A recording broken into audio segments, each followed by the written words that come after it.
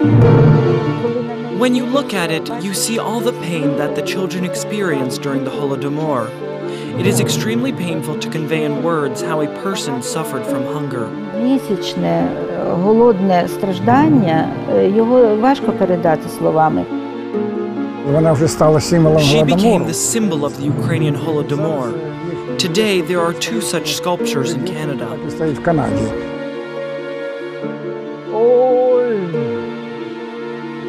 No, we didn't want to join collective farms at all. Just imagine, I have everything, not just me, but everyone else. Cows, sheep, horses, pigs, and plows. Suddenly, we have to give everything away. But how could we just give it all away? І вдруг треба все чисто віддати туди. Ну як так віддав? Ну як так віддав?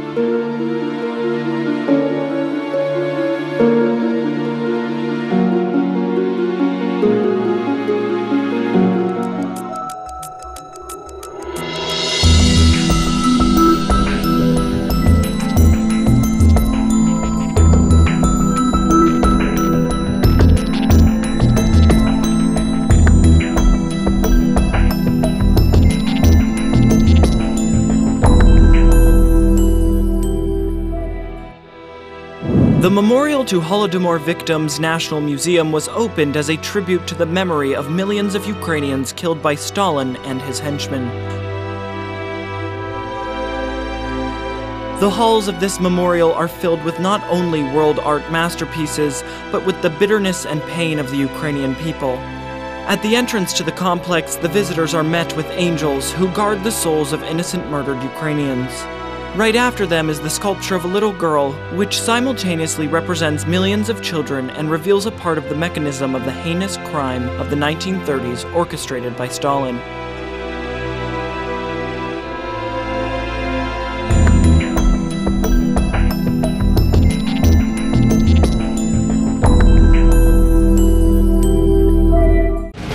The second wave of forced collectivization began in 1930 in Ukraine, thus leaving no time to recover from the first wave. General Secretary of the Central Committee of the CPSU Joseph Stalin personally okayed collectivization to force Ukrainians to join collective farms at all costs. When 20 million people ended up in collective farms by the end of 1931 and collectivization was almost completed, Stalin hailed the victory of the collective farm system. According to Stalin's interpretation, collectivization of Ukrainian farms meant that over 20 million people were forced to live under a new system of Soviet serfdom, which the collective farms in Ukraine were victim to in those years. Примусово загнано понад 20 мільйонів осіб. In any civilized country, the victory of such a system would mean a victory in the form of management. The aforementioned collective farm system would serve as a guarantee of material prosperity, welfare, social security, and a normal standard of living for collective farmers. However, it is a historical fact that the Soviet Union, which was led by the communists at the time, was not a civilized country. The meaning of the word victory was totally different for the leaders of the Soviet regime. Alas, the end of the collectivization did not mean the end of peasant oppression. Having dispossessed individual peasants, the communists took up the dekulakization of collective farms. Basically, these farms were created exactly for this sole purpose. Virtually, the entire grain harvest of 1931 in Ukraine was expropriated to the benefit of grain procurement. They even took the seed fund. І не було чим сіяти, бо There was nothing to sow, as the grain procurement of 1931 had damaged the bakery balance, which was 39% of the crop harvest. It was beyond the threshold. There was no grain sowing in Ukraine. The farmers simply had nothing to sow. And to add insult to injury, Russia blatantly refused to grant Ukraine a seed loan. була б надані позички. By December 1931, there was not enough food at many collective farms. As of May 17, 1921, there was no flour reserves in Ukraine. The famine began in some rural areas which took the lives of 150,000 Ukrainians. In response to that, the starving peasants organized uprisings from time to time. The uprisings actually frightened Stalin in the first half of 1932. There had been about 1,500 uprisings against collectivization, the famine, violence, and arbitrary practices of any shape and form. So, the peasants had enough of such oppression and decided to fight for their rights, and so they organized local uprisings within their districts or villages. Concerned about the situation in Ukraine, Stalin wrote to the head of the Communist Party of Ukraine, Stanislav Kosyor, "Is it actually true that there is no Soviet power in Ukraine? Is it really true that village councils are no more and all assets are destroyed? What is SPA doing?" That is, the People's Commissariat of Social Security and the People's Commissariat of Healthcare have no business when it comes to providing financial assistance to the starving peasants. So tell me, what exactly are the punitive and repressive bodies doing to take care of this matter? The situation in Ukraine was becoming critical, but the Communist Party and its leadership continued to toe their murderous line. The summer of 1932 only confirmed the worst of people's fears. Якраз влітку 32-го року відбувається дуже... Some very serious processes took place in the summer of 1932, which confirmed the intention to exterminate Ukrainians. On July 6, 1932, the Third All-Ukrainian Party Congress was announced in Kharkiv, the capital of Soviet Ukraine at the time. The planned purpose of this Congress was to approve the Kremlin's figures for grain procurement in Ukraine. Кремля цифру хлібозаготівельного плану для України. The plan of the Bolsheviks violated the entire bread-making balance of Ukraine. According to the plan, almost all the grain was confiscated in favor of grain procurement. Collective farms were left with nothing to feed the livestock or to pay the labor of collective farmers, meaning that they were left with no means of existence. The wages were calculated not by money but by workdays. 3 to 4 kilograms for one workday. The rates were changed depending on the yield of the collective farms. It was paid out twice a year instead of every month like the salary we are used to. They had to pay it out from the harvest in the period of August and September. At the end of the year, there was supposed to be the final distribution of salaries according to the number of days the laborers had worked. In addition, the figures in the plan were obviously set too high. A part of the land had not been sown since the spring of 1932, the harvest from which had been taken for grain procurement. Some Ukrainian communists refused to approve the plan. They know that if they would approve this plan, the peasants would be left with no grain at all. І вони розуміли, що They відповідальність... also realized that they would be the scapegoats, as they had already gone through the experience of 1930 when Stalin wrote the article, "Giddiness from Success," accusing local Bolsheviks in overdoing it with regard to collectivization. Колективізація місцевих більшовиків. Concerned about the situation, Joseph Stalin sent his closest associates to that conference, head of the Soviet government Vyacheslav Molotov and member of the Politburo Lazar Kaganovich. Приїхали і... They came and held individual conversations and interviews with the leaders and delegates of the conference. Then the conference approved the absolutely unrealistic plan for grain procurement. Абсолютно нереальний до виконання план.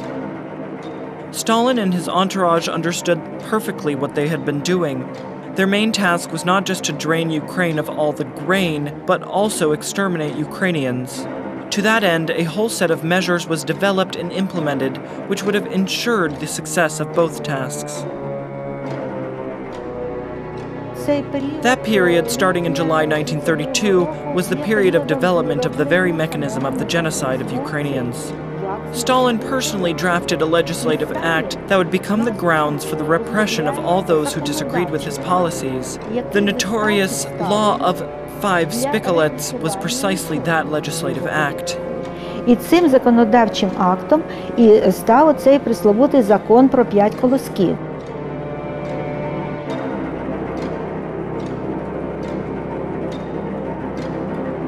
The collective farm property was equated with such common property. It stipulated shooting under mitigating circumstances or 10 years of imprisonment in a hard labor camp. This punishment was applied to children as well. До дітей ставилися абсолютно як до повної безправної. Children were generally regulated to the category of individuals with no rights at all, and accordingly were treated that way. Those crooks who were guarding the grain beat the children to death right there on the spot. Finding 5 Spicalets on those children was sufficient grounds to kill them right there in the field. Для того, щоб дитину вбити, прямо там, у полі. Отут на вокзалі Corn was unloaded here at the station. It was guarded, and then when one young lad came to take a couple of cobs of corn, he was shot to death. То його застрелили. This same corn was later used to distill moonshine. Переробляли на спирт. The further development of events only confirmed the plans of the leadership in Moscow. The amount of harvested crop, as expected, was less than that which was documented on paper. It was nowhere near the previously planned volumes of grain harvest. Хлібофуражний баланс. In 1932, 12.4 million tons of grain were required to achieve the targeted balance of bread making. Of that amount, 4.5 million should have been sufficient to feed villagers, and nearly 3 million was intended to sow grain crops. До 3 мільйонів мало б піти на сівбу. Another 3 million tons should have been set aside for livestock maintenance. The bread that was available was insufficient. In addition, the grain procurement plan had to be fulfilled. Вирішили They пожертвувати. decided to sacrifice both livestock and people. They ignored the distribution of grain according to a working day and gave absolutely nothing to the peasants. І приміщення, де There was a large хранили room where the grain was taken away from the peasants. It was stored and loaded onto rail cars and sent off. Question is, to where? Only the government knew where. Meanwhile, people were dying from starvation. а люди помирали з голоду. In some regions of Ukraine, up to 70% of the collective farms did not pay wages to farmers. Naturally, without bread, the hunger was only enhanced. People ate everything that was even remotely edible. Весною випав.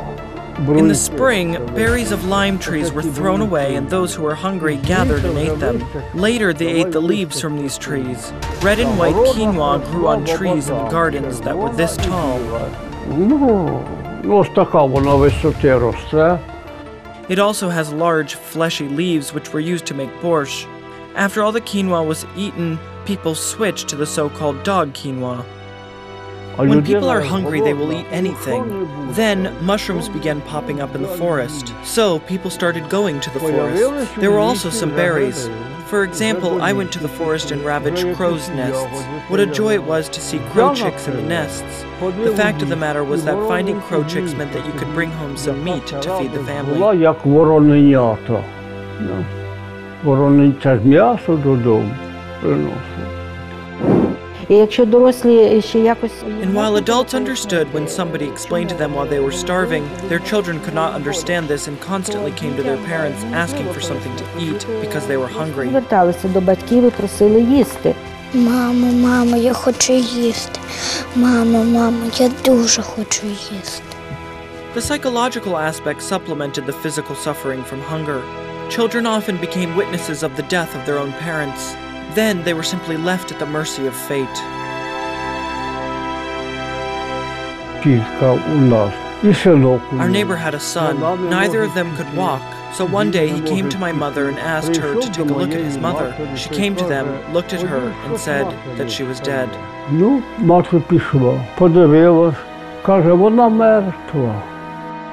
The mother of Zinovy Ivanovich advised the boy to go to the village council to say that his mother had died and asked that they arrange her burial. He responded by saying that he will not do that, but instead will throw her corpse into the vegetable pit, which was by that time completely empty. Помер і він. He also died not long after. My mother came back and said that she looked into the pit and saw that it was empty. The dogs could not drag the corpse out, and if the dog ate the corpse, then at least some bones would have been left. Given this, the boy suffering from hunger most likely ate his own mother's corpse, and that there was nothing else for him to eat. То хоч кістки, може, осталось нема. Мабуть, каже, він і з'їв свою мать. Watch in the next episode. Часто йшли самі. They often went wherever they could in search of salvation. Their neighbors and peers advised them to go to cities and railway stations. So they gathered in groups and did exactly that, but they did not find salvation in cities. Так от групувалися, йшли, але вони не знаходили порятунку в тих же містах. В Харкові, Вінниці, Київ. The state political administration bodies in Kharkiv, Vinnytsia, Kiev, and Dnipropetrovsk reported about the mass mortality and homelessness of children. That figure was much higher than child homelessness after the Civil War in the early 1920s and after the famine in 1921 to 1923. 21-23 років. When people in Ukraine started dropping like flies, what did they do? They rebelled, pulled out their pitchforks, and put the head of Collective Farm and the chair of the local council up against the wall. А голова колгоспу мертвий був. Поставили до стінки, взяли вила, не ворушись. Не чіпайте! Не чіпайте мене, все віддам!